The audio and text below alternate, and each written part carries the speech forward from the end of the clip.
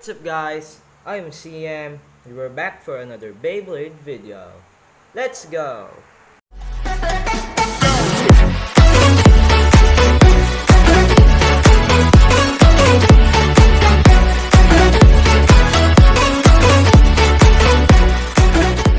Ang bay naman natin today guys is si Variares Delta Drive. So ito siya.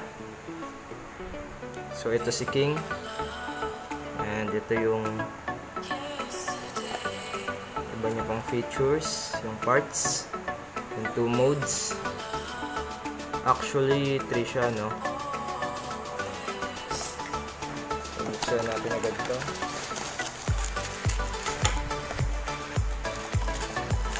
So ito yung bay natin, set aside lang natin yan. So ito yung bay. So natin to.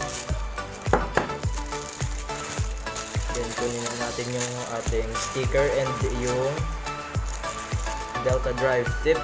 So ito.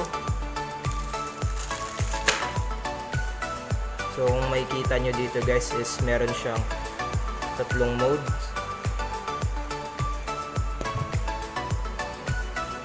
So first up is yung defense tip nya, and yung dalawa naman is kanyang attack type. Ayan. So dun tayo sa may wide defense. So ayan. So ito yung 4D wheel ni Variares. So bago natin buuin to is sticker muna natin siya.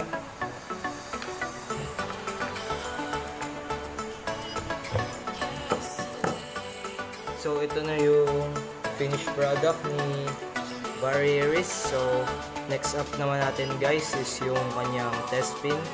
So let's go.